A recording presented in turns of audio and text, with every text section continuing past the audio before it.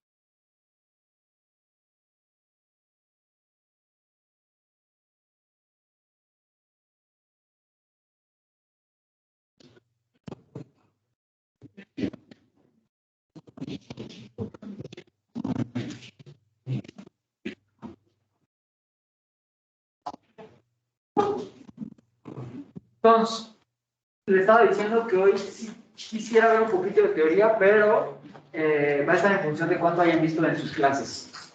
La restricción presupuestaria intertemporal, obviamente con horizonte infinito, ya ahorita es horizonte infinito. ¿Ya la vieron en clase de dónde sale con calma o la repasamos ahorita? Me la salto. Entonces la vemos. Problema del consumidor, ese yo creo que sí lo vemos. Podemos ir rápido si ya lo vieron en clase. Esto sí lo vamos a ver definitivamente. La ecuación de Euler y su solución. Y esta de aquí, si ya la vieron, me la puedo saltar y si no, la vemos otra vez con calma. Y ya después hacemos ejercicios. Algo, si se fijan, las notas de hoy, que son esas, tienen un buen ejercicio. Entonces, hay unos de Canvas. Este primero es un quiz del semestre pasado. Los demás son los que les aparecen en su espacio de Canvas. Y los demás son de quizzes y exámenes pasados. Entonces, ahora sí tienen mucho para practicar en este tema. Y aquí también hay un pequeño resumen de este modelo de horizonte infinito, que la verdad es muy parecido al de T periodos, pero con unas cuantas cosas adicionales. Entonces, yo creo que si quieren, podemos empezar a ver la teoría rápido, ¿vale? Y así es muy fácil, nos vamos un poquito más rápido y ya para hacer los ejercicios, así nos decía. Entonces, vamos a empezar con este de aquí.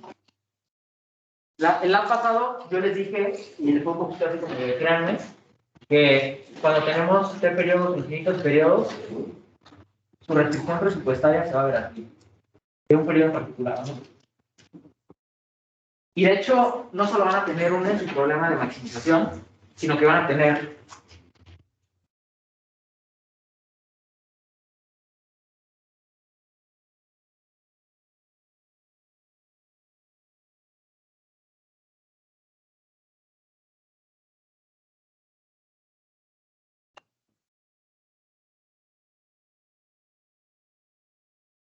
una infinidad de restricciones de cada periodo porque ya tenemos un horizonte infinito, ¿no? Entonces, ¿cómo sacamos la restricción presupuestaria de aquí? Va a ser el mismo algoritmo que hacíamos cuando había T periodos, y de hecho viene en las notas del dice más o menos explicado. Entonces, casi siempre me refiero al dice porque como que él es como el estándar de esta materia, entonces, pero yo me imagino que con Felipe y con Hugo lo han de ver similar. Creo que cambió el approach de cómo les enseña esta restricción presupuestaria. Creo que ahorita en clase lo hace diferente a como lo hacía el pasado o el antepasado, pero nosotros lo vamos a ver como viene más o menos en las notas. Entonces, para obtener a partir de estas restricciones de cada periodo de intertemporal, en este modelo y en todos los subsecuentes, vamos a tener que agarrar un periodo arbitrario, digamos el periodo T arbitrario, porque no hay un periodo final, ¿no? Y vamos a agarrar a este cuate de aquí,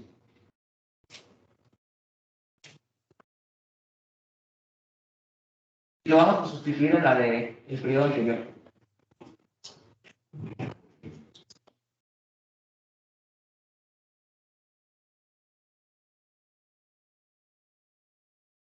Lo vamos a poner aquí. Noten que una vez que hagamos eso, pues vamos a tener que pasar este al lado izquierdo, dividir todo sobre esta cosa, y nos va a quedar 7 menos 1, y todo esto de aquí, y los únicos bonos que van a aparecer van a ser estos, ¿no? Y también van a aparecer estos, pero estos casi no nos van a molestar, porque cuando hay infinitos periodos, o sea, t periodos, habíamos dicho que este era 0, ¿no? Porque no permitíamos que se endeudaran ni que ahorraran nada, porque no tenía sentido. Cuando hay infinitos periodos ya no hay una razón particular para que digamos que este es 0, pero una vez que hagamos ese proceso de sustitución y encontremos la restricción presupuestaria intertemporal, vamos a hablar de una restricción sobre este de aquí, ¿no? Ahorita lo vamos a ver. Entonces, ya no lo voy a hacer porque a lo mejor lo hicieron en clase y yo tengo unas notas donde hago estos detalles, se los voy a mandar y quiero que hagamos ejercicios y yo me voy a ir un poquito más rápido. Lo único que tienen que hacer es sustituir este de aquí acá. Luego van a agarrar este de aquí y lo van a sustituir en la del periodo anterior del lado izquierdo. Y así se van a ir, obviamente, pues, se van a dar cuenta de un patrón y se supone que deberían seguir hasta llegar al primer periodo, ¿no? Este de aquí lo meten acá abajo y otra vez es un poquito de créanme, pero así sale, les quedaría esto. Y que probablemente estén familiarizados con esto porque se parece mucho a lo de el modelo de 2 periodos.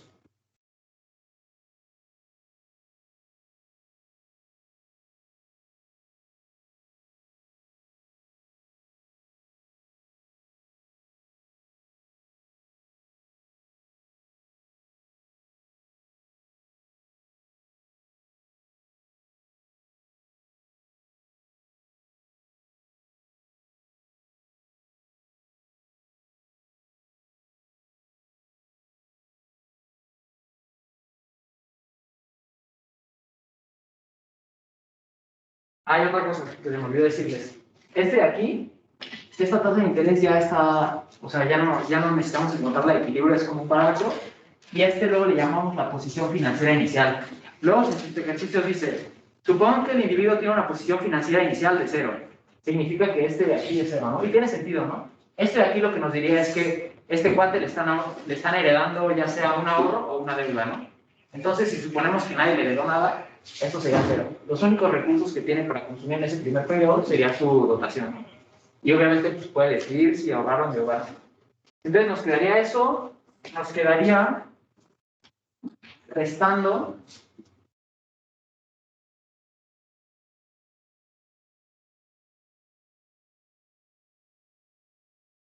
y sumando ese último de ahí. Por eso lo quise poner, para que vean cuál es la completa, o sea, que asumimos que hay de todo. Esta sería la restricción presupuestaria completa. Noten que esto de aquí es en realidad una suma. Y eso también, ¿no? Entonces lo podemos reescribir de una forma más amena, así. Y noten que termina hasta el periodo T, ¿no? Si quieren le puedo poner mayúscula para que se vea diferente. T. T. Entonces estamos sumando los consumos y las dotaciones y todo hasta el periodo T. Y sería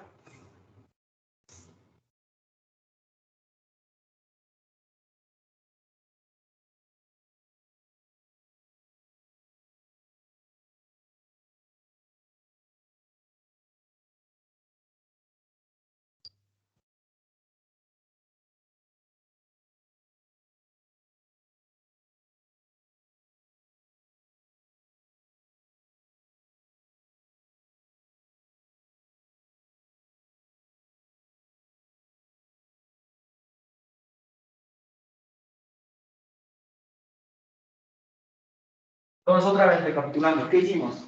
Teníamos nuestro problema del consumidor y teníamos que estar sujeto a una infinidad de restricciones de cada periodo, ¿no? Y yo les dije, pues, en lugar de escribir una infinidad de restricciones, la podemos plantear como una restricción presupuestaria intertemporal. Nada más hay que sustituir iteradamente esto como lo hacíamos en el módulo de periodos. La cuestión es que ahora ya no podemos decir que este sea 0, pero el problema viene aquí. Si no podemos decir que sea 0, y de hecho vienen las notas del inicio un ejemplito, este cuate podría endeudarse y nunca tendría que pagar sus deudas. Podría decir, bueno, en el siguiente esto va a ser un poquito más grande, y así hasta el infinito, no hay periodo terminal, y pues obviamente eso no tiene sentido, ¿no? Se podría endeudar hasta el infinito y pues no hay recursos infinitos en ninguna economía, ¿no? Entonces, ¿cómo vamos a limitar ese comportamiento excesivo de deuda o de ahorro?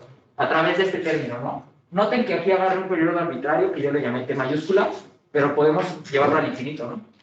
O sea, aquí yo le podría poner que esto es una suma infinita, aquí una suma infinita, y entonces aquí tendríamos que ver qué pasa con este término, ¿no? Y la restricción de Merleau-Ponty, que a lo mejor ya la vieron, nos dice que el límite de esa cosa de ahí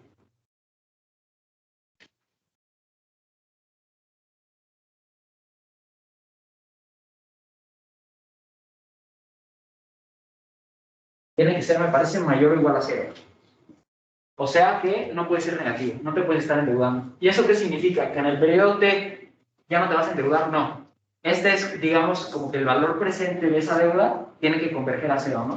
¿Y cuál es el sentido? Este de aquí lo puse nada más para que sepan que existe, ¿no? Pero en casi todos los ejercicios, 90% de los ejercicios les van a decir, ese es 0, ¿no? Entonces lo pueden tachar de aquí. Si de repente no es 0, recuerden que va a aparecer de ese lado. Entonces, otra vez, ¿qué va a pasar con ese cuate? Pues yo les dije que esa restricción de Merleau-Ponty nos dice que esto tiene que ser mayor o igual a 0, porque si fuera negativo, significa que tiene una deuda, ¿no? Significa que quisiéramos un menos y un menos, o sea, un más.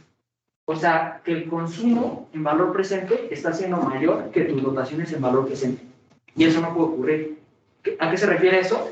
Que si yo trajera todas mis dotaciones del futuro al día de hoy, ni siquiera con eso alcanzo a financiarme el consumo. Y eso no es plausible, ¿no? En algún periodo arbitrario sí, pero en el infinito no. Entonces, por eso ponemos esa restricción. Ahora, esta es una restricción para que nuestro problema esté bien definido, o sea, para que podamos escribirlo bien matemáticamente. Ya digamos, en el nivel óptimo, este de aquí tiene que ser con igualdad. Si lo haces con estricto, estarías como desperdiciando recursos, ¿no? Entonces, tampoco queremos eso. ¿Dudas hasta aquí más o menos? También le llamamos a a veces, valor presente del consumo, y valor presente de las dotaciones o riqueza, ¿no? Y ese término casi siempre lo eliminamos, ¿no? Porque decimos que tiene que converger a 0. Y noten que ya nos aparece la restricción presupuestaria que teníamos en el modelo de T periodos o en el de 2 periodos, pero ahora con una suma, ¿no? De infinitos términos. ¿Dudas hasta aquí? Espero que esto ya lo hayan visto en su clase más o menos y que sea más o menos intuitivo, porque sí va a ser muy útil ahorita y prácticamente a partir de ahorita hasta el resto del curso, ¿no? Entonces, ya, listo con esto. Pues vamos a plantear el problema y lo resolvemos rápido para que podamos dar pie a estas dos cosas y ya hagamos los ejercicios, ¿no? Si nadie tiene dudas de eso, lo voy a borrar, ¿va?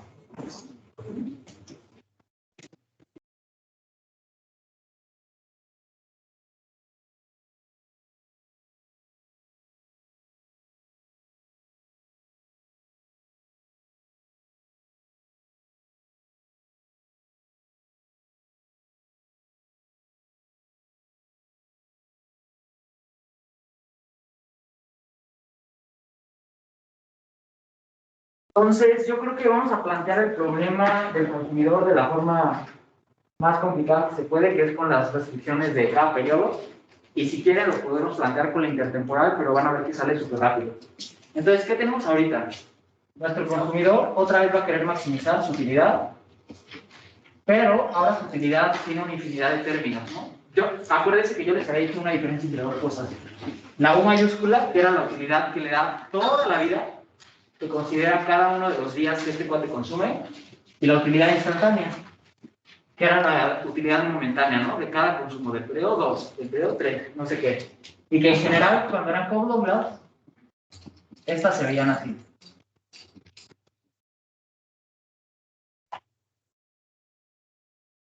¿Claros hasta ahí más o menos? ¿Se acuerdan de eso? Sí. Entonces, esta función de utilidad la podemos escribir así.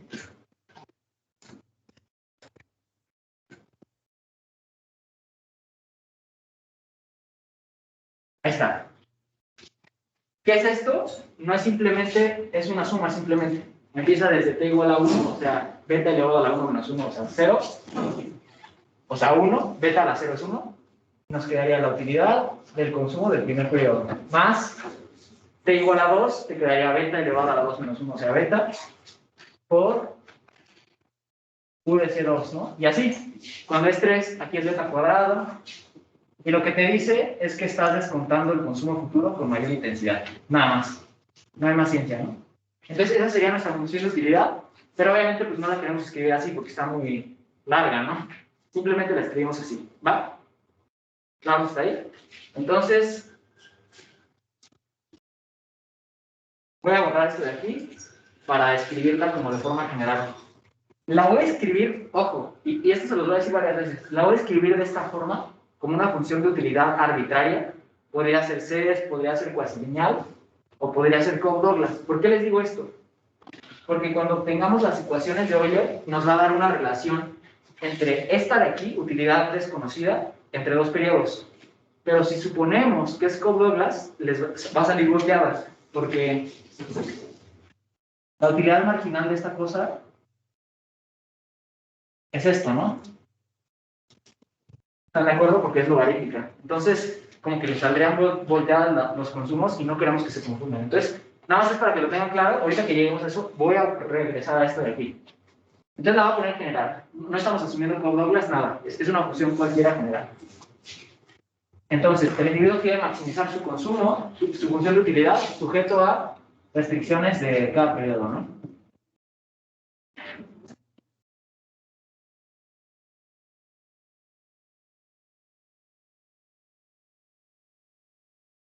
Esta primera parte que es siempre de 0, entonces la quitamos.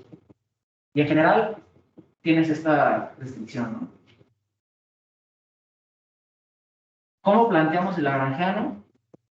Pues en estricto sentido tendrías una infinidad de restricciones, tendrías una infinidad de lambdas y una infinidad de términos, ¿no? Pero lo podemos plantear un poquito más general. Podríamos escribirlo así. ¿Y qué variables decide este cuate? Pues el consumo, ¿no? Del primer periodo, del segundo, del tercero, tal. Y los bonos también. Del primer periodo, del segundo, del tercero, tal. Entonces, nuestro lagrangiano se vería así.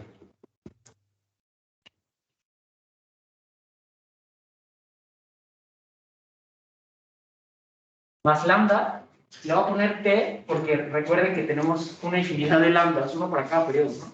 Yo nada más la voy a escribir para un periodo cualquiera, t.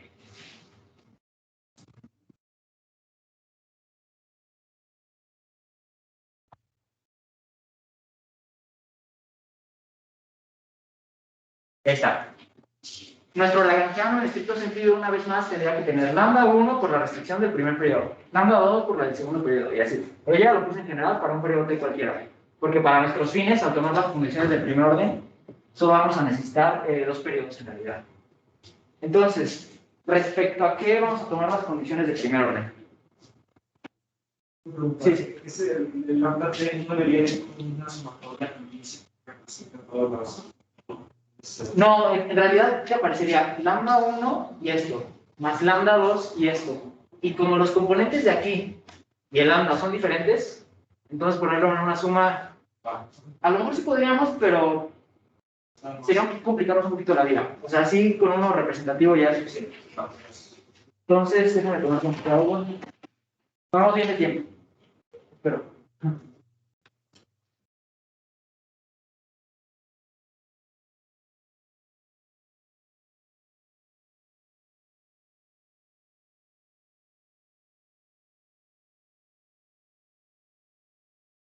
Vamos a derivar respecto, en realidad, al consumo 1, consumo 2, consumo 3, así hasta el infinito, bonos 1, bono 2, bono 3 hasta el infinito. Pero yo les digo, si agarramos nada más el consumo de t y el de t más 1, ya podemos obtener la ecuación de Euler. Ya habíamos visto el laboratorio pasado, pero que solo relacionaba el primer periodo y el segundo periodo. Entonces, tomar esto sería derivar este primer término, que simplemente sería...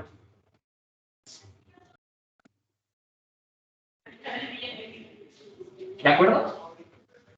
A este u lo está multiplicando beta por t menos 1, beta elevado a la t menos 1, y como yo les dije que era una función desconocida, simplemente es la derivada de esa función desconocida. O sea, u'. Y esto, ¿dónde vuelve a aparecer c? Hasta acá, ¿no? Con un signo negativo y con un lambda. Pues aquí nos quedaría menos lambda t igual a 0. Y pues ya saben que si tienen esta cosa, pueden pasar este al otro lado y ya aquí le ponemos el igual. ¿Va? ¿Claro que está ahí? Luego, vamos a tomar el del consumo en el siguiente periodo, T más 1, ¿no? Aquí sería utilidad del consumo de T más 1, pero como estamos hablando del periodo T más 1, aquí en lugar de tener una T tendría T más 1 menos 1, o sea, T. Beta elevado a la T, U', dice T más 1, ¿no? Y si de repente se hacen bolas, regresense a esto. ¿Qué era esto? Utilidad de C1 más beta, utilidad de C2 más beta cuadrada, utilidad de C3, y así, ¿no? Entonces, si te vas un periodo siguiente, estás aumentando el exponente de beta en 1, ¿no? Me voy a un periodo siguiente, le sumo 1 acá arriba. ¿Dónde vuelve a aparecer T más 1? ¿En qué parte vuelve a aparecer este término de aquí, en nuestro lagrangiano? Lambda T más 1. Sí, exacto. O sea, aquí yo lo puse por flojo, pero debería haber puesto más lambda T más 1 y todo esto, pero del siguiente periodo. Entonces, en el siguiente periodo aquí me aparecería un lambda T más 1 menos T más 1. O sea, menos lambda T más 1 igual a 0, ¿no? Otra vez, tenemos un signo negativo aquí, lo podemos pasar al otro lado y ya nos queda que esto es igual a eso. Ahora, vamos con los bonos. ¿Dónde me aparecen los bonos? Me aparecen aquí, multiplicados por un signo negativo y por lambda, o sea, esto. Y me vuelven a aparecer en el siguiente periodo. Fíjense que en este periodo, en el periodo T, me aparecen los de ayer y los de hoy. Entonces, mañana me van a aparecer los de mañana y los de hoy. ¿Sí? ¿Claro? Entonces, me aparecería BT más 1 menos 1, o sea, BT, pero multiplicado por la tasa de interés o el factor de interés del siguiente periodo. O sea, 1 más RT. Y la lambda del siguiente periodo, ¿no? Y con un signo positivo. Entonces, me quedaría más lambda T más 1 por 1 más RT. Y esto es igual a 0, ¿no? Otra vez, aquí hay un signo negativo, esto es igual a 0. Puedo ponerle aquí de una vez que estos dos son iguales, ¿no? ¿Y qué vamos a hacer ahora? Pues ya tenemos los datos necesarios para sacar una condición de eficiencia, condición de primer orden o tasa marginal igual a, ya saben qué cosas, ¿no? Este de aquí es igual a lo que está acá. Y este de aquí es igual a lo que está acá. Si los juntamos, si estos dos los ponemos aquí, tendríamos lambda t, que es esto de aquí.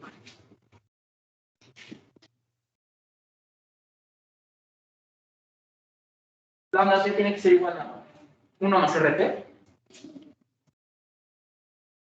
por lambda t más 1, ¿no? ¿Y qué es lambda t más 1? Pues este que está aquí arriba.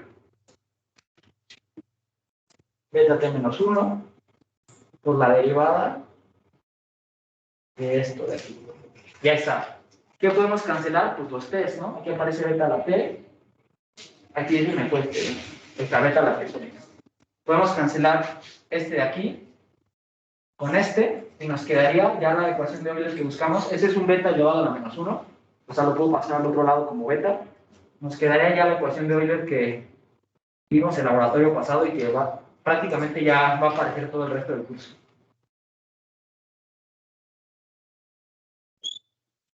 Y que lo que te dice prácticamente es como que el beneficio de posponer tu consumo tiene que ser igual al costo de posponerlo, ¿no? Y todo eso. Si esto lo escribiéramos en otro formato, si esta beta la pasáramos para aquí abajo y esta U para acá abajo, tendríamos la tasa marginal de sustitución entre consumos consecutivos igual a los precios relativos. Es este factor de interés. Pero yo la quise escribir así para obtener algo que se va a llamar la solución de la ecuación de Euler. ¿Ya hablaron de esto en clase? ¿Sí? Ok, entonces, súper. Esta es la ecuación de Euler, otra vez que es una ecuación en diferencias lineal de orden 1, porque está relacionando consumos entre periodos consecutivos, pero un brinco de distancia, ¿ok? T más 1. Si fueran dos brincos sería de orden 2 y así, ¿no? Eso lo van a ver en Mario o en sistemas dinámicos. La verdad no es nada complicado. ¿Qué vamos a hacer ahorita? Esta ecuación de Euler, que en realidad es la condición de eficiencia, yo la obtuve para un periodo arbitrario T, pero obviamente se cumple para el periodo, si yo digo T que sea 1, también se cumple. Si digo T que sea 10, también se va a cumplir. O sea, siempre se cumple esta ecuación. Entonces yo la puedo escribir así. Si digo que estoy hablando del primer periodo, tendría esta ecuación de Euler. Todos claros ahí, nada más sustituiría el T por un 1, ¿no? Y del segundo periodo también tendría esta de acá. C2, beta, 1 más R2, U' de C3, y así, ¿no?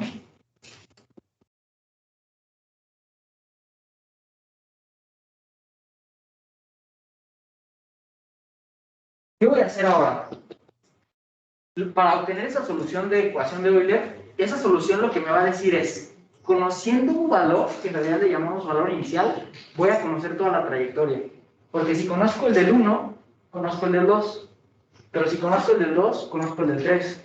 Y si conozco el del 3, conozco el del 4. Y así me voy. Ese jueguito, esa ecuación en diferencias, tiene una solución y es lo que vamos a obtener ahorita.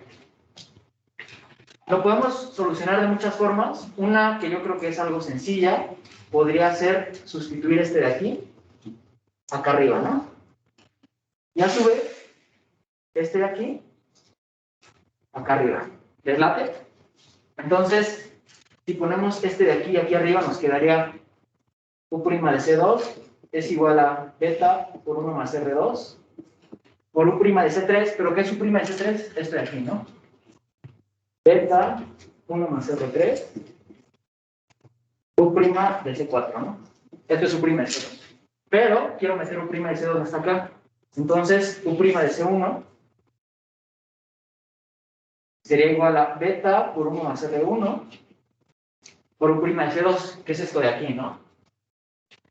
Beta 1 más R2, beta 1 más R3, U' de C4.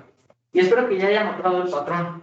Aparece beta por una tasa de interés de un periodo particular, otra vez beta por esa tasa de interés, así, hasta llegar a un periodo siguiente, ¿no? O sea, yo lo puedo escribir en general así.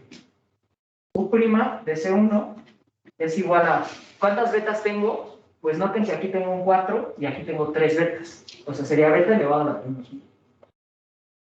Un periodo menos del consumo de acá. Veamos esto. Luego, estas tasas de interés pues no necesariamente tienen que ser igual entre sí en el tiempo. Entonces ya no las podemos modificar, las tenemos que poner tal cual. 1 más R1, 1 más R2, 1 más R3. ¿Hasta dónde? Pues un periodo antes de este 4, o sea, de este consumo de ese periodo. Entonces, si quieren, lo puedo poner en general. 1 más R1, hasta un periodo antes del consumo de aquí, T-1. Y el consumo en cuestión, ¿no? Consumo de T.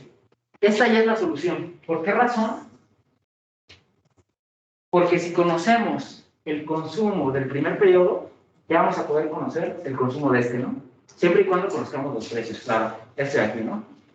Entonces, vamos a definir algo muy rápido. Vamos a decir que el precio del primer periodo es 1 y el precio del periodo T es esto.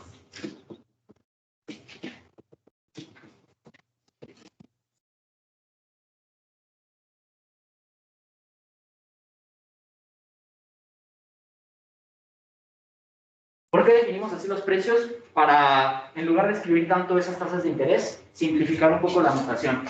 O sea que la restricción que yo les había escrito aquí abajo, en donde tenía estaba dividiendo el consumo sobre toda esa cosa, la podríamos haber escrito así.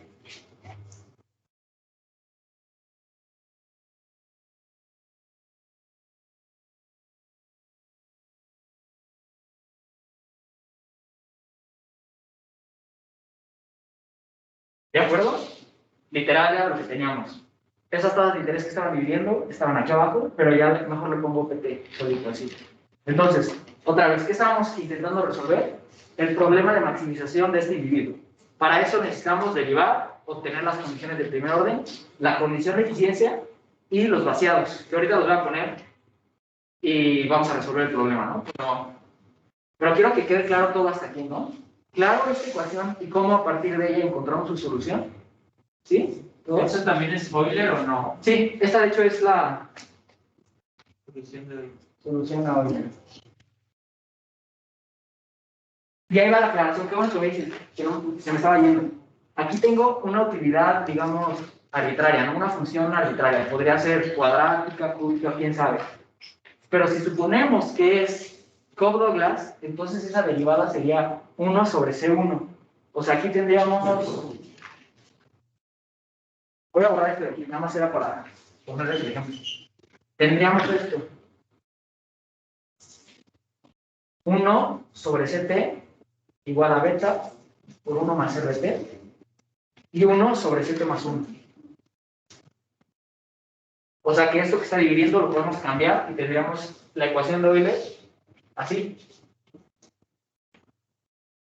Y esto sí vale la pena hacer mucho énfasis porque ambas ecuaciones son correctas, solo que este es el caso particular de la Cobb-Douglas y este es el caso general para una función de utilidad desconocida. Entonces tengan cuidado. Todo se debe a que el logaritmo es 1, la derivada del logaritmo te da esto y que como que te voltean los consumos. Pero las dos son correctas. Nada más hay que ver si es una utilidad desconocida o Cobb-Douglas. Entonces, dicha esa aclaración, también sucedería lo mismo aquí. Este C1 estaría del lado derecho y este CT estaría del lado izquierdo. Si quieren, podemos suponer de una vez ya Cobb-Douglas, porque prácticamente todos los ejercicios son Cobb-Douglas. Entonces aquí tendríamos CT del lado izquierdo, es igual a beta elevado a la t menos 1, por estas tasas de interés, pero que ya hemos definido así, ¿no? O sea que esto de aquí en realidad es 1 sobre el precio. Y por C1. Ahí está, la ecuación de Euler para el caso particular Cobb-Douglas. ¿Qué podemos hacer ahora? Que es como un truco, o la teoría, o a veces se le ocurrió, no sé. Este PT lo podemos pasar al lado izquierdo.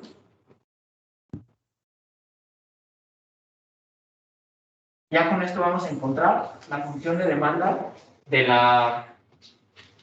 del caso Cobb-Douglas. ¿Cómo recuerdan que obteníamos las demandas en ECO 3 o en ECO 4 o al principio del curso? Cuando agarramos las condiciones de eficiencia, ¿qué les hacíamos para obtener estas funciones de demanda? Este era para resolver el equilibrio, pero para obtener la demanda, sí, nada más la función. Sí, exacto. Pero ya habíamos dicho que esto es un poco problemático porque son una infinidad, ¿no? Pero, como ya nos echamos la talacha, ya sabemos que esto es la restricción presupuestaria intertemporal. Y acabamos de ver que con esa notación de precios la podemos escribir así.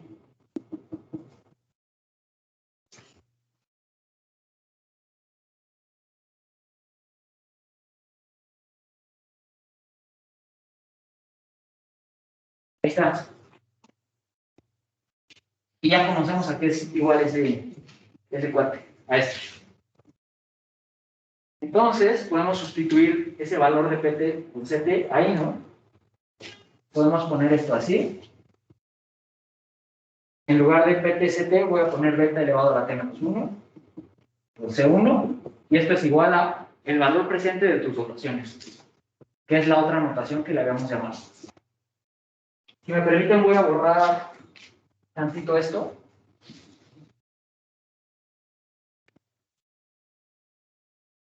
Y este procedimiento solo lo voy a hacer una vez porque ya les voy a decir, es Cobb-Douglas, ya sabemos que la función de demanda se va a ver así. Entonces, noten que esta suma, o sumatoria, como luego le dicen, pero en realidad es suma, está sumando sobre las T's. Y este C1 no tiene ninguna T, lo único que tiene en T es esta beta. Esa C1 es una constante respecto a la suma, sale, y lo que tenemos aquí es una serie geométrica. Suma infinita geométrica. Y por sus clases de cálculo, recuerden que cuando tenemos una de esas series, el resultado es este. ¿De acuerdo? Se puede probar por inducción o por deducción, hay un montón de formas. Si quieren, luego lo hacemos con calma. Me pueden mandar mensaje y les mando la demostración. Pero cuando tienen algo así, hasta un periodo finito t, este es el resultado. Ahora, ¿qué pasa si este es infinito? Tenemos que utilizar un supuesto muy fuerte, pero muy útil, de que beta está entre 0 y 1. Y que sí lo cumplimos, afortunadamente, porque hemos dicho que cuando descuentas algo significa que en el futuro no lo valoras tanto como hoy. El hecho de que ese beta esté entre 0 y 1 significa que cuando decimos que esta t, en lugar de ser t, es infinita, aquí tendríamos, imagínense, un infinito. Pero ahorita lo voy a borrar porque no es matemáticamente correcto ponerlo así, pero tendríamos algo así. Y un número positivo mayor a 1 elevado al infinito, pues es divergente, ¿no? Pero si es un número entre 0 y 1 elevado al infinito, imagínense, un medio, este aquí sí converge. ¿Y a qué converge? Este de aquí. Sí, 0, exacto, es 2 al infinito y esto va a 0. Entonces se nos elimina este término. Entonces, esa suma de ahí, apréndansela porque ya va a aparecer prácticamente todo el curso. va a ser igual a esto, tan tan, y ya. Ahora, casi siempre vamos a querer obtener este tipo de expresiones en los ejercicios para que cuando obtengamos algo así, brinquemos directo a este resultado, ¿no? Ahorita lo vamos a ver con un ejercicio, ya me estoy apurando. Entonces, si sabemos que esta de aquí, esta suma de beta, converge a esto, pues ahí ya lo puedo escribir directo, ¿no? Es C1 por 1 sobre 1 menos beta, igual a esa cosa de ahí. Si despejo este 1 menos beta, ya obtengo la función de demanda de consumo del primer periodo, que está en función de los precios, que son las tasas de interés. Es igual a 1 menos beta, el valor presente de tus dotaciones. Y tan tan. Esa ya es tu función de demanda de consumo para el caso por loca. ¿Ya habían visto esto en clase, más o menos? ¿No? ¿Sí? Bueno, está bien. Si no, qué bueno que lo repasamos. Y si sí, pues amén. Entonces, claros hasta aquí. ¿Sí? Sí. Y nos van a preguntar como otro tipo de sumas. Sí. Por eso quiero que esto lo tengan bien claro. No otro tipo de sumas, pero vamos a aplicar un poquito. De repente les va a salir algo así. Esta suma en realidad te está diciendo esto, ¿no? 1 más beta cuadrada, más beta cúbica, así, ¿no? De repente te puede aparecer esto. 1 más beta cuadrada, más beta cuarta, más beta sexta y así, ¿no? Que no es exactamente esto y que no es exactamente esto. Pero con un cambio de variable, digamos, un beta gorro, que sea igual a beta cuadrada, recuperamos esta suma de aquí y vamos a tener que esto es igual a 1 sobre 1 menos beta gorro. Algo así. Estoy dudando un poco por este 1, pero ya que hagamos los ejercicios lo vamos a tener bien claro. Pero nada más es como de cuidado, porque no siempre se va a ver así. A veces se va a ver así, a veces va a haber un lambda por aquí. Ahorita que hagamos los ejercicios, nos vamos a enfrentar a estos casos y ya vamos a ver cómo se resuelven. ¿Va? Aquí C1 depende de R1, R2, de todas las tasas de interés. Sí, de todas las tasas de toda la vida de la economía. Sí, buena pregunta. No solo de la tasa de interés de su periodo, sino las de los periodos siguientes, ¿no? Entonces esto lo voy a borrar, nada, será como un dato curioso que lo vamos a usar más adelante. Si esto está claro, creo que ya incluimos todo lo que les quería hablar de teoría de la restricción presupuestaria intertemporal, que esa era la de ahí arriba, el problema del consumidor con estas restricciones. Con esta de aquí es más fácil, si quieren luego se los mando, pero ya me lo voy a saltar. La ecuación de Euler, la solución, y cómo llegamos a la demanda de la función Cobb-Douglas, ¿verdad? Claro, hasta ahí. Sí, les voy a contar que prácticamente en los ejercicios de este modelo, lo que van a necesitar calcular son estas trayectorias de betas. O sea, lo demás va a ser muy sencillo, porque si te dicen que ya conoces la función Cobb-Douglas, pues dices, ya tengo esto. Para calcular el consumo de ese periodo, nada más necesito saber a qué es igual esto. Esto de aquí es Y1 más Y2 sobre 1 más R y no sé qué. Necesitas dos datos. ¿Cuál es tu perfil de dotaciones? A lo mejor es constante. ¿Y cuáles son esas tasas de interés? Entonces, ese va a ser prácticamente nuestro juego. Encontrar a qué son iguales esas cosas de ahí. ¿Va? Entonces, terminamos con la teoría. Me eché un poquito más del tiempo que quería, pero creo que era importante. Y ahora sí vamos a irnos con los ejercicios. Vamos a hacer el Canvas 5.4.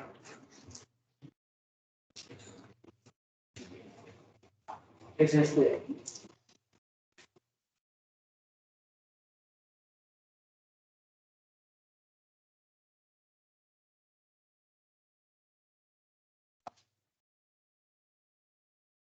¿Más preguntas?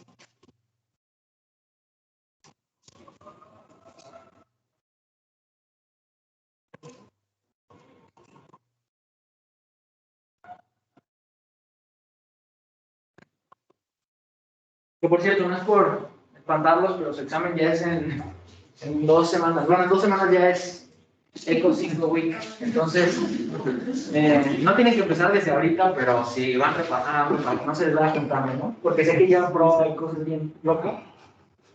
Entonces, para que no lo dejen la última semana, porque por experiencia de muchas personas no funciona eso bien.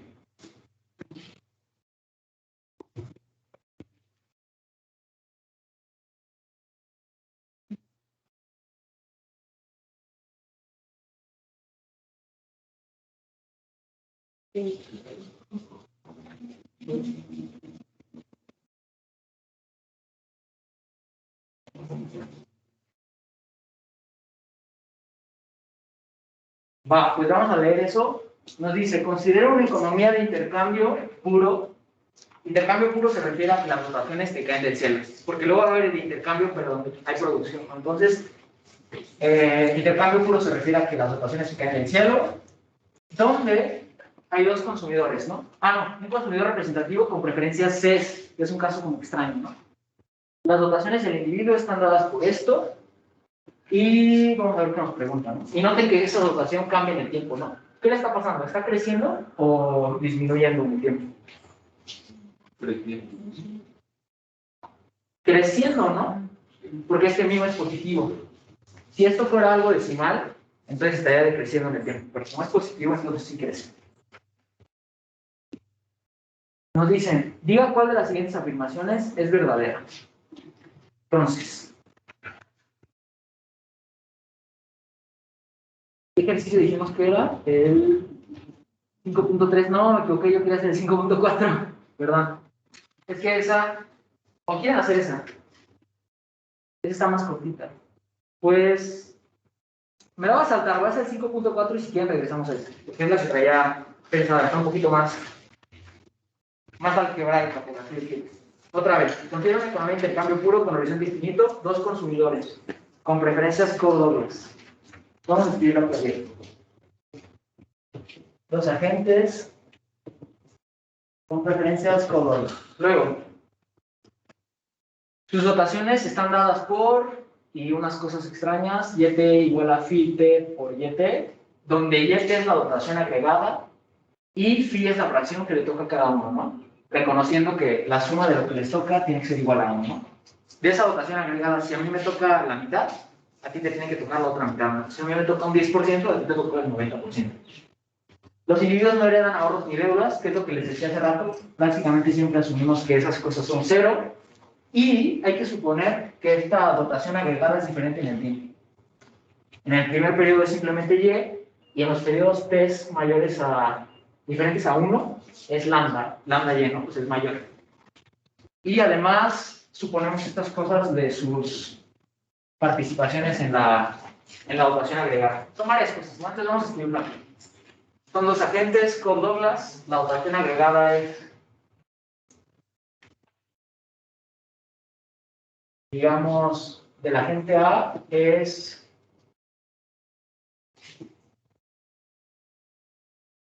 phi de TA por Y agregada, y la de B es esta, ¿no? ¿No? Phi de B de T. Y ya no lo puse, el año pasado sí lo puse, pero este se me olvidó. La condición de vaciado de mercados en este caso, lo único que te pide es que la suma de las dotaciones de todos los consumidores que hay en la economía sea igual a la suma de los consumos de todos los consumidores que hay en la economía, ¿no? Y eso para el periodo 1, para el periodo 2, para todos los periodos, ¿no? Entonces se tiene que cumplir esto.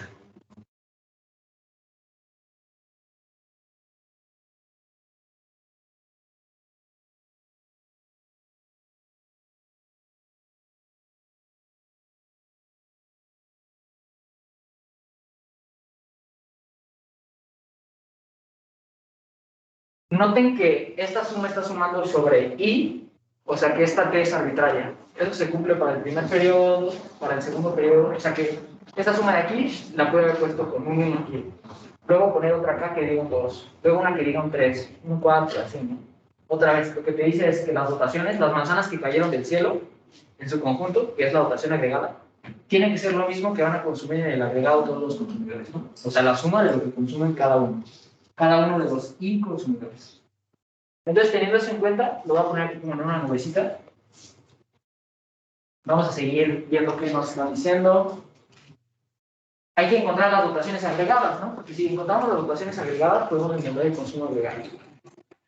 La dotación agregada del primer periodo es igual a Y, ¿no? Aquí me dice. Y la de periodos posteriores es igual a lambda y, o sea, es mayor.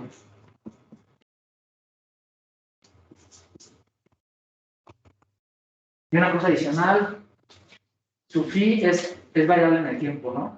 El del individuo 1 es, lo voy a poner aquí entre paréntesis. Phi 1 de A es igual a phi de A. Y phi de T diferente a 1 de A es igual a phi de A sobre lambda. O sea, ¿qué le está pasando a este individuo respecto a la proporción de dotación que recibe? En el primer periodo recibe phi, en el segundo phi sobre lambda, ¿está recibiendo mayor proporción o menor proporción? Menor, porque lambda es mayor que 1. Entonces ahora sí vamos a resolver el problema, a ver qué nos preguntan. Nos dice, ¿cuál de los siguientes incisos se cumple en equilibrio? Ahí está. Que el consumo del individuo 1 sea mayor que su dotación. O sea, ¿qué estaría haciendo? ¿Se estaría endeudando o estaría ahorrando? Esta primera parte. Sí, exacto. Tienes 100 manzanas y consumes 120, pues pediste prestadas, ¿no? Te endeudaste. Y vean que está, por así decirlo, talachudo, porque no solo nos preguntan de ese periodo 1, sino el del 2, 3, 4, T y estas posiciones financieras. Entonces, vamos a hacerlo con calma. ¿Qué es lo primero que tenemos que hacer para resolver este tipo de problemas? Al igual que hacemos en el modelo estático de al principio del curso. Plantear la maximización. Sí, exacto. Y como hay dos agentes, tenemos que plantear la de cada uno, ¿no? Pero como ya sabemos que son Cobb-Douglas, entonces podemos plantear maximizar la utilidad del individuo I, ¿no? Sujeto a tu restricción presupuestaria intertemporal, ¿no? ¿Qué era esto?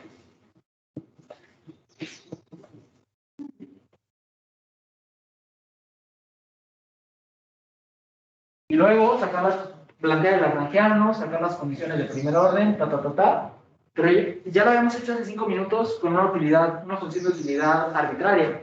Si ya conocemos cómo se ve esa ecuación de Euler,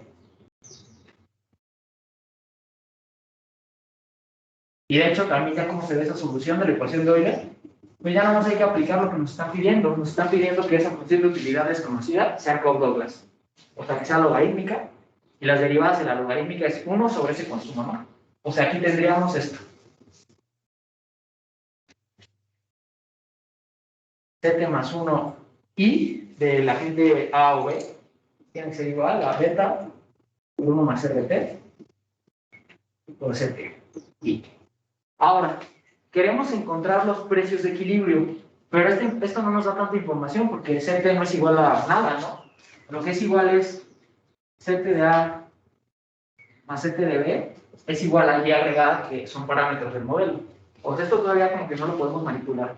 Ahí les va un truco o método, como le quieran llamar, para a partir de esta ecuación poder agregarla, ¿no? Lo que vamos a hacer es que si decimos que es para cualquier individuo arbitrario Y, yo le puedo poner aquí una A o una B. Y yo la puedo sumar con la del otro individuo, porque son idénticas.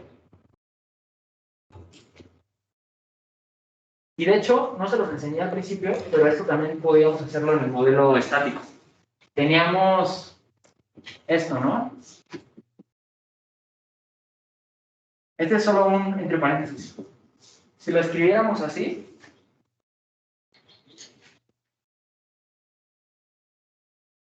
también podríamos sumarlo verticalmente y aquí recuperaríamos el consumo agregado, la suma de las horas, o sea, IH, y aquí la N agregada. Lo podríamos despejar y ya sería como centralizar el modelo descentralizado. No se los quise enseñar porque hubiera sido como muchos métodos diferentes, pero ahorita que estamos viendo esto vale la pena recordar que en el modelo estático también lo pudimos haber hecho. Y esto casi siempre le llamamos agregar. ¿Qué vamos a hacer entonces? Pues vamos a sumar así como le hacemos en la primaria. Esto así, ¿no? Ct de A más Ct de B, ¿qué me da? De acuerdo con esto de aquí. Se ha agregado, que es igual a Y agregado, ¿no?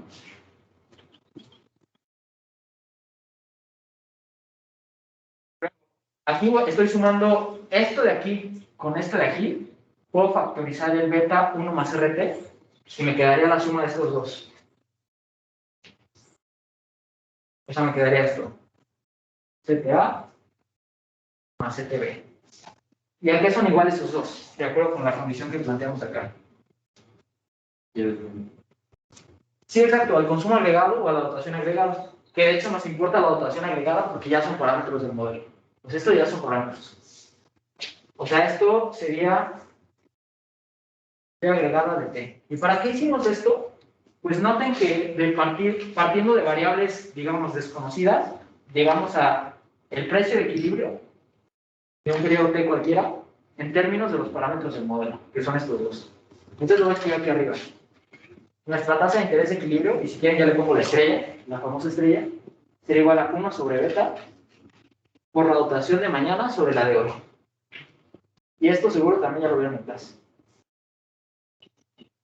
Y tiene que ver con cómo cambia la tasa de interés. Pues quiero ver la escasez relativa de los bienes de mañana respecto a la de hoy, ¿no? Este de aquí. Pero la cuestión de este ejercicio es que esa dotación no es constante en el tiempo. Si fuera la misma todos los periodos, sería la misma hoy y mañana, ¿no? Podríamos cancelarla y nos quedaría que esa tasa de interés es 1 sobre beta. Y ya, fin de la historia, todo bonito. Pero no es el caso. En el primer periodo es una cosa y en el segundo periodo, tercer periodo, es otra cosa, ¿no? Entonces vamos a tener dos cosas de interés diferentes. Por un lado, la del primer periodo va a ser esto de aquí, ¿de acuerdo? Nada más sustituir el T por un 1. Y la de los periodos posteriores, digamos T mayor o que 2, va a ser igual a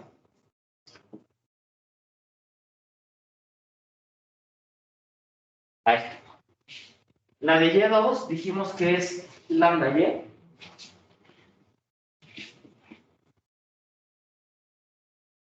Y la de Y1 es simplemente Y.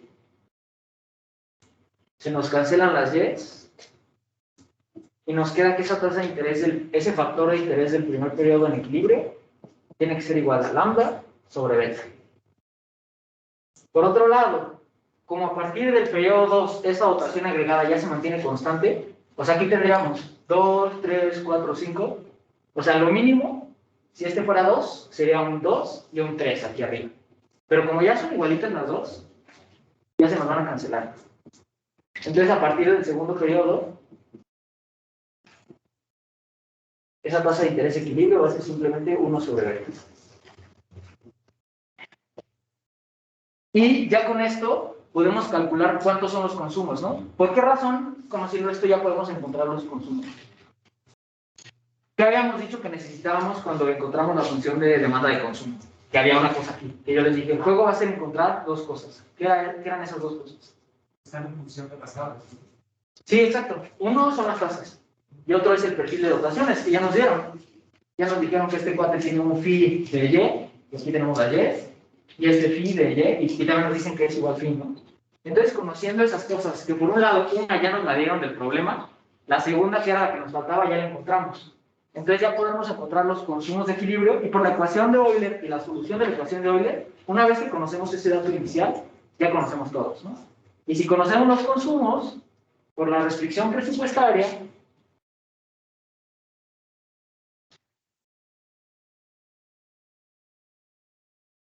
que habíamos dicho que este era 0, pero si no es 0, se lo van a dar como parámetro.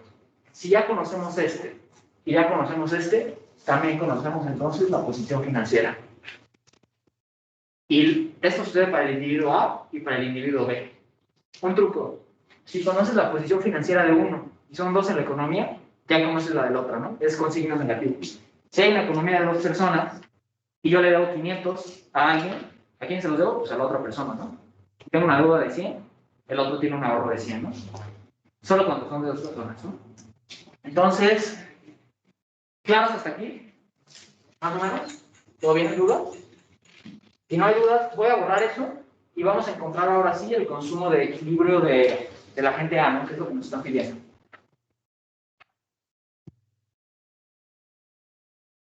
Entonces, una vez más, voy a estar recapitulando. Nos dijeron que teníamos preferencias Cobb-Douglas. Yo les dije, ya sabemos cómo se ve la demanda de consumo. Para encontrar los consumos de equilibrio necesitamos dos cosas. Una, las dotaciones, que ya nos la dieron, y otra, los precios de equilibrio, que son las tasas de interés. ¿Cómo encontramos eso?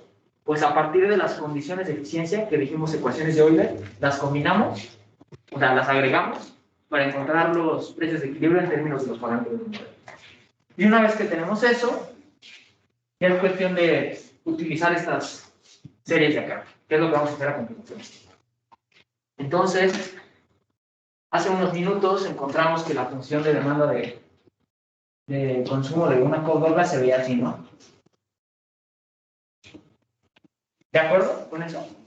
¿Todos? ¿A qué es igual ese valor presente de las rotaciones? ¿Qué escribo aquí? La suma de PT y T. Sí, exacto. Este de aquí, yo dije que era una notación alternativa. Este de hecho es poco formal, ni siquiera viene en las notas del ICE, pero es esto, ¿no? PT y ET, ¿no? PT igual a 1 a infinito. Y eso, que también se ve medio extraño, es lo mismo que escribir esto. Porque ya habíamos definido los precios.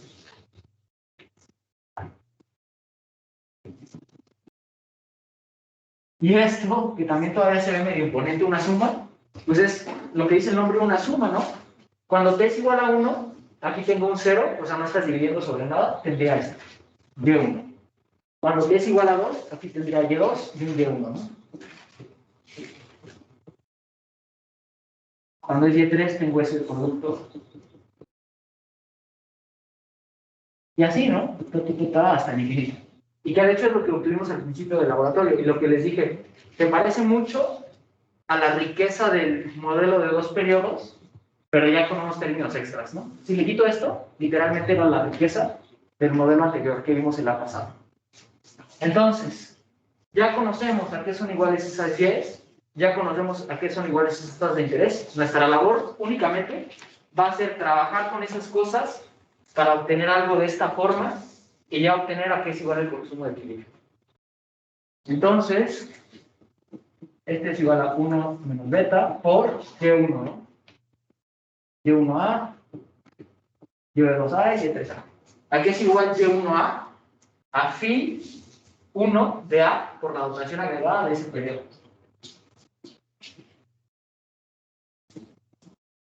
Por la dotación agregada del primer periodo. ¿A qué es igual Y2A? A phi 2A por la dotación agregada de ese periodo. Sobre la tasa de interés de equilibrio, que de hecho ya la tenemos ahí, ¿no? Lambda sobre beta. ¿A qué es igual este tercer término? A phi 3A y 3A por la dotación agregada de ese periodo, el tercer periodo. Sobre el producto de estas dos tasas de interés, que sería esa por esa de aquí.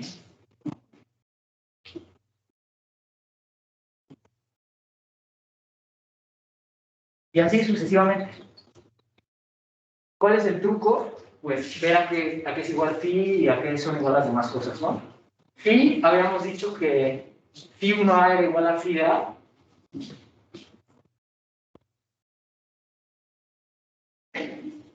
Phi A, Y solita, porque Y1 es Y. Más, esto de aquí está al revés, entonces lo puedo escribir así, beta sobre lambda. Phi 2A de Y2, phi 2A es phi sobre lambda.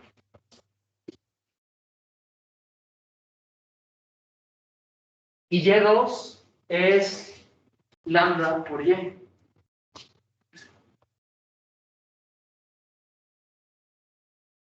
Luego, ¿a qué es igual phi 3A? Pues a la misma phi de acá, ¿no? Y aquí noten que tenemos dos betas, o sea, beta cuadrada. Beta cuadrada sobre lambda. Phi 3A es igual a esto de aquí. Porque aquí nos dijeron eso. Phi 3A igual a eso.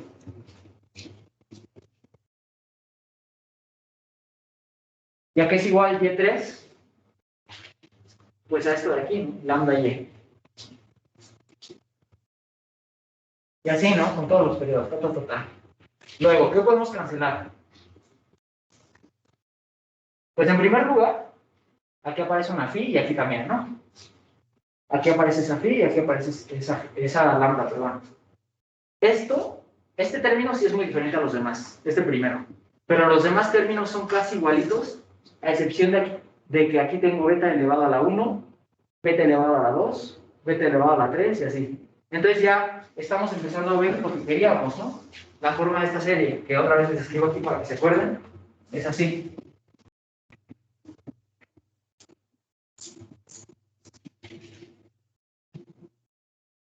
Entonces vamos a escribirlo por separado. Phi A de Y más, ¿qué podemos factorizar aquí que todos los demás tienen en común para obtener algo de esta forma? Ya factorizado. Phi A de Y. ¿Vale? Sería sobre lambda, ¿no? Entre lambda. Sí, exacto. Todo, literal todo, menos, literal todo lo que está aquí, ¿no? O sea, si factorizo beta sobre lambda por phi a y, aquí me queda un 1 asociado a este primer término, y aquí me queda un beta, ¿no? En el siguiente me va a quedar un beta cuadrado. Y justo ese era el jueguito que yo les dije que tenemos que resolver prácticamente en todos los ejercicios de este tipo de modelos. Encontrar, factorizar algo aquí para obtener esta serie, porque ya sabemos que esa serie es esto de acá. Una vez que hemos hecho esto, pues ya tenemos que 1 menos beta, que ese consumo, que de hecho lo escribí hasta acá y no tengo cuántos pasos hemos hecho, sería igual a phi A por y más beta sobre lambda phi a y por toda esta suma, ¿no? ¿A qué es igual esta suma de aquí? 1 sobre 1. Sí, ya lo escribimos, ¿no? 1 sobre 1 menos beta. Y ahí está, y en realidad esta ya es su respuesta correcta, ¿no? Este es el consumo de equilibrio del individual. Pero podemos hacer un poquito más de, digamos, de álgebra. Este 1 menos beta lo podemos distribuir en ambos lados, y noten que en el lado derecho se va a cancelar con eso de aquí abajo. Entonces tendríamos 1 menos beta phi a y más beta sobre lambda phi a y. Y creo que así ya es como viene la respuesta correcta. Todavía podríamos factorizar este menos beta con este beta de acá, pero ya sería como intentar simplificarlo demasiado y ya no sé si nos lleva a algún lado pertinente. Todos claros hasta ahí, porque fue un poquito como de álgebra medio extraña, pero lo único que hice fue, ya conocía las dotaciones, ya conocía los precios, los sustituí, trabajé un poquito en álgebra para obtener esta serie y llegar al consumo equilibrio. ¿Va? Claro hasta ahí. Yo tengo una pregunta. Sí. En el tercer término, ¿que no estamos agregando una lambda además? Que era una entre beta. En el tercer término. ¿Aquí? Ajá. A ver. Aquí teníamos, esta es la tasa de interés, ¿no? Phi 2A es phi sobre lambda, ¿no? O sea, tendríamos la tasa de interés, esta de aquí, que es esto de acá, y phi 2A, que es esto de acá. Y Y2, a su vez, es esto de acá, ¿no? Entonces hay como 3 lambdas, la de la tasa de interés, la de phi y la de y. Y se nos canceló una. Si esta no estuviera, esta de aquí se nos cancelaría con las de las phi de A's, y en realidad recuperaríamos phi a y más beta phi a y más beta cuadrada phi a y. Tendríamos una serie bien sencilla. Tendríamos phi a y por 1 sobre 1 menos beta. Y ya. Pero como no fue el caso, porque aquí nos pusieron cosas medio extrañas, pues sí, puedes saber eso. ¿Vale? Una duda. Sí. ¿Cómo fue que sacamos la igualdad de C1A igual a 1 menos beta valor presente de Y? Eso fue lo que hicimos hace ratito, que yo les dije, vamos a sacar, esta en realidad es la función de demanda de consumo del primer periodo del individuo A, bueno, de cualquier individuo con preferencias Coe-Douglas. La sacamos del problema de Coe-Douglas a partir de 2 cosas. La primera fue recordar que la restricción presupuestaria intertemporal se veía así. ¿De acuerdo con eso? ¿Hasta ahí? Y encontrar la solución de la ecuación de Euler con preferencias Cobb-Douglas, que habíamos dicho que se veía así.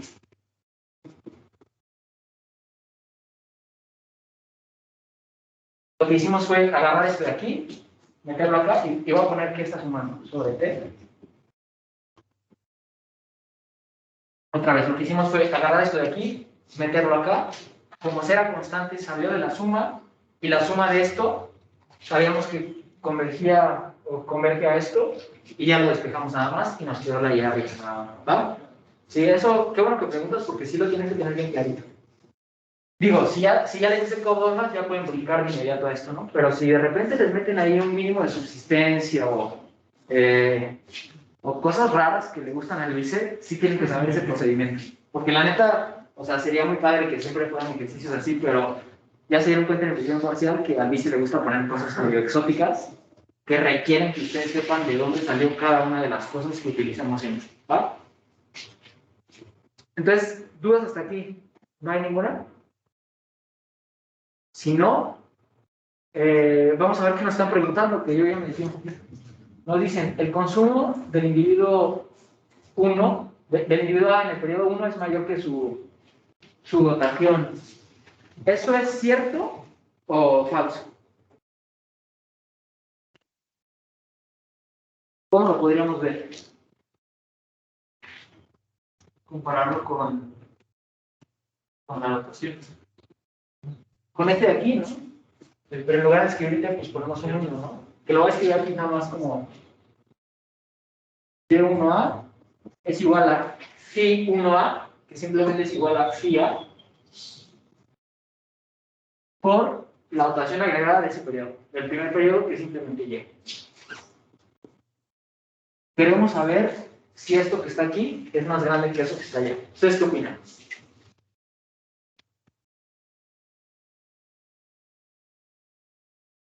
A lo mejor la simplificación que yo les sugerí hace ratito nos podría servir. Podríamos factorizar phi y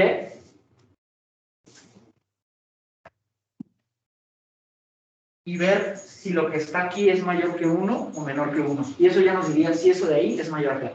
¿Va? ¿De acuerdo todos? Nos quedaría aquí 1 menos beta más beta sobre lambda. La cuestión es saber si este que está restando es más grande que este que está sumando. ¿Ustedes qué dicen? ¿Es más grande este o este? Recordando que lambda es mayor que 1.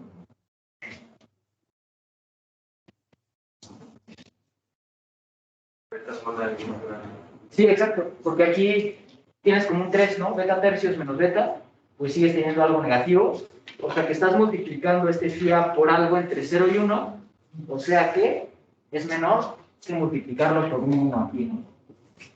O sea que tu consumo en equilibrio es menor a tu dotación. ¿Y eso qué significa en términos de tu posición financiera? ¿Estás endeudándote o estás ahorrando? O nada. Estás ahorrando. Sí, exacto, ¿no? No estás consumiendo un pedacito porque significa que se lo prestaste a alguien porque mañana quieres recibir un premio sobre ese préstamo, que es el interés. Entonces ya podemos ir descartando algunas de aquí, ¿no? Lo que estar conscientes es menor a 1, dice. A ver, lo que está aquí, sí, porque esto de aquí es, digamos, Estoy hablando que yo valor pues es mayor a 1. sí, mayor a 1. Imagínate que fuera 3. Beta tercios es más chiquito en magnitud que menos beta. O sea que cuando sumemos estos dos de aquí, va a ganar el menos beta, entonces a este 1 le vas a restar algo. ¿Sí? Tienen que quedar bien claros. Entonces ya podemos ir descartando algunas, ¿no? Encontramos que consume menos de su dotación en el primer periodo. Entonces, esta de aquí es falsa, ¿no? Esta de aquí también es falsa. Esta también es falsa, ¿no? Porque nos dice que consume su dotación en todos los periodos. Pues no es cierto. Y estos serían como nuestros candidatos, ¿no? Ahora tenemos que ver qué pasa. Y obviamente tiene que ser consistente con lo que ustedes me acaban de decir, ¿no? Que si está consumiendo menos de su dotación es porque está ahorrando, ¿no? Esta solución financiera es positiva. Ahora queremos ver qué pasa en los demás periodos. ¿Cambia sus hábitos de ahorrar o se endeuda o ya liquida sus deudas y consume su dotación? ¿Dónde podríamos ver los demás consumos una vez que ya conocemos esto? ¿De ecuación de Euler? Sí, pero digamos, más general, la solución de la ecuación de Euler, ¿no? Que habíamos dicho que se veía así. ¿Dónde la escribo?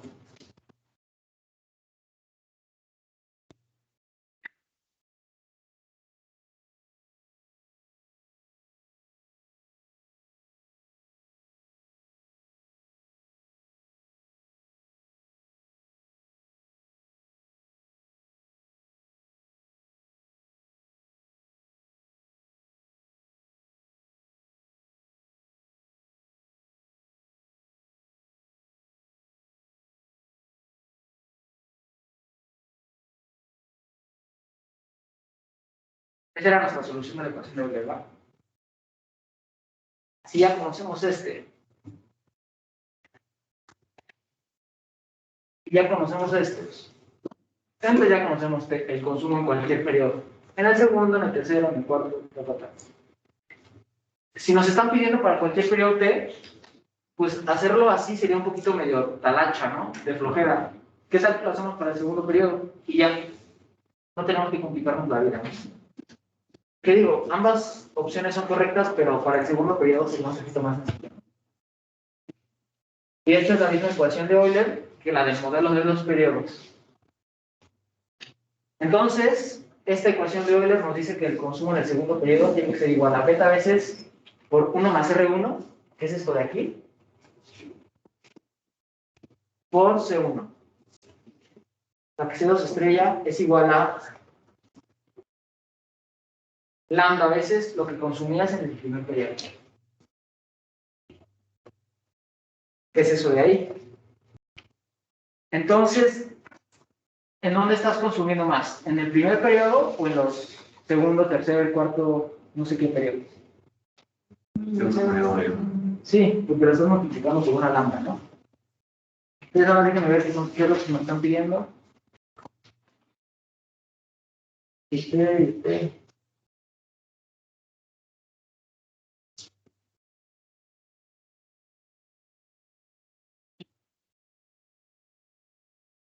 Queremos ver si este consumo ahora va a ser mayor a la dotación de ese periodo. ¿Cómo lo podemos ver? Pues viendo a qué es igual esa dotación, que sería igual a esto, ¿no?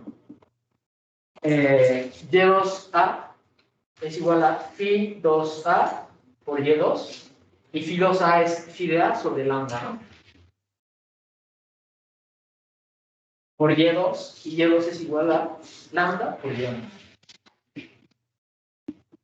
O sea que esa dotación en realidad se está manteniendo constante en el tiempo. ¿De acuerdo con eso? Entonces, nada más hay que ver si al multiplicar lambda por C1 está consumiendo más de eso o menos.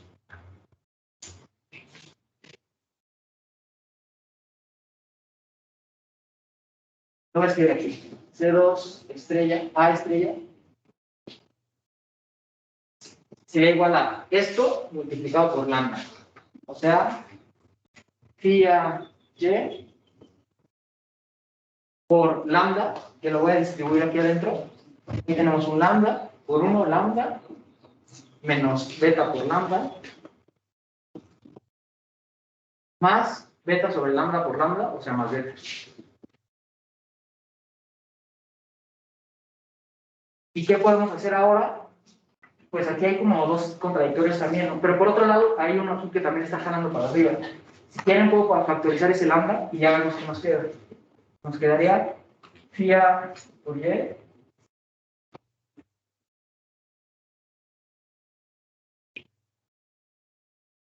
Esto de aquí, ¿de acuerdo? Simplemente factoricé ese lambda y nos quedó esto de aquí. Esto será mayor que esto de acá.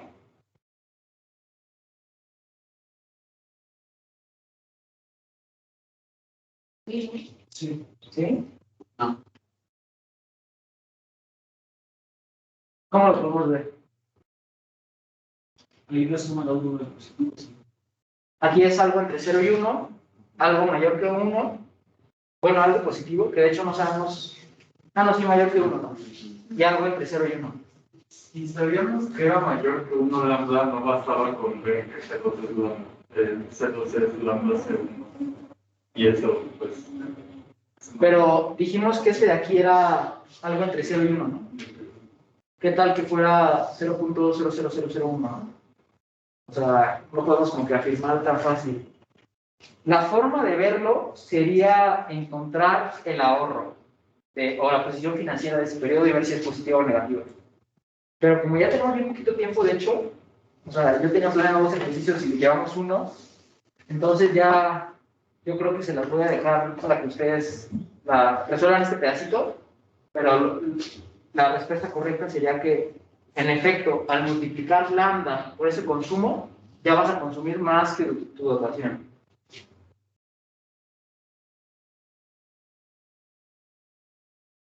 Así. Y si estás consumiendo más, pues entonces tu posición financiera, ¿qué signo tiene? Sí. Exacto. Entonces sería... Una duda. Sí. Ahí, ¿por qué no podemos saberlo desde C2 es igual a lambda C1? Que va a ser mayor el consumo. Porque dijimos que lambda, que C1 era menor que Y1, ¿no? Sí. Y estamos multiplicando por algo mayor que 1, pero no sabemos si eso algo mayor por 1 es 100 o es 1.000001, ¿no? Si es 1.0001, esto va a ser prácticamente igual a C1 y va a seguir siendo menor que Y1, ¿no? O que Y2 en este caso. O sea, por eso como que esa magnitud no es tan fácil de ver. La forma sería recurrir a la restricción de cada periodo y pues sustituir y ver qué fue la posición financiera, ¿no? Pero como ya tenemos bien poquito tiempo, pues ya me lo voy a saltar por esta ocasión. Entonces, tendríamos, aquí las dos nos dicen lo mismo. Si está consumiendo más de lo que está recibiendo de dotación, ¿cómo es su posición financiera? Deudora, ¿no? Negativa, ¿no? O sea, sería esta, ¿no? O sea, eso ya lo pudimos haber como puesto desde el principio, y sabemos, o sea, si ya habíamos eliminado las demás opciones. Ok. Viendo estas dos nada más, ¿no? Esta de aquí y esta de acá. Ajá. Sí, pues sí, en realidad sí. No, en el examen, si no me sale algo. Ya. Si no, algo no tendría sentido, ¿no? Es que creo que el problema está en que, imagínate que vemos el periodo 2, ¿no? Tendrías esto. Se puede ver desde la igualdad, ¿no? O sea, a lo mejor este de aquí es más grande que este de acá. Pero este es 0, ¿no? Porque a lo mejor tenías que cumplir con tus obligaciones financieras. O sea, consumes menos porque tenías que pagar una deuda, pero en realidad no ahorraste nada, ¿no? Entonces, por eso sí hay que ser un poquito cuidadosos. Tendríamos que resolver esto, sustituir esos valores y ya ver a qué es igual esa cosa, ¿no? Entonces,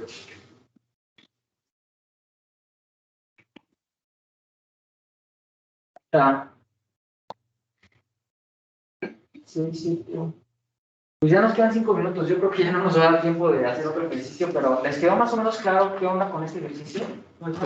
Sí. La pregunta es para saber si es más grande Y2 que C2. Ajá. O sea, lo que hiciste fue sacar la posición financiera. O sea, lo que tenemos que hacer es sacar la posición financiera. Sí. Porque a partir de ahí no podemos saber. Sí, sería eso, prácticamente. Porque esto está muy complicado de saber si es mayor a 1 o menor a 1, ¿no? Entonces usas la restricción de ahí arriba. Pero, sí.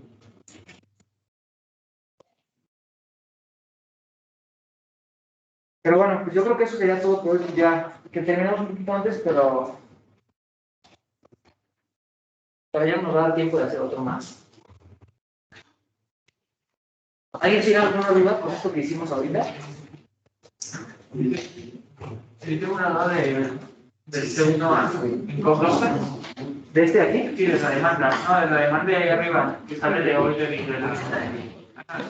Si quisiera hacerlo como la fórmula con coplas final de alfa 1, de alfa más beta. La que le puse la otra vez. Ajá, ¿sabes qué? Sí, fíjate. Ahorita te enseño, aquí lo tenemos. Bueno, ya terminamos. Nos vemos.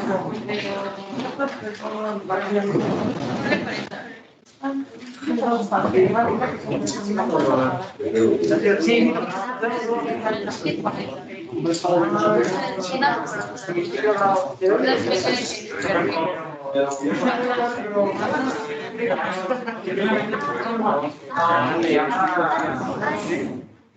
Es que no está muy difícil, pero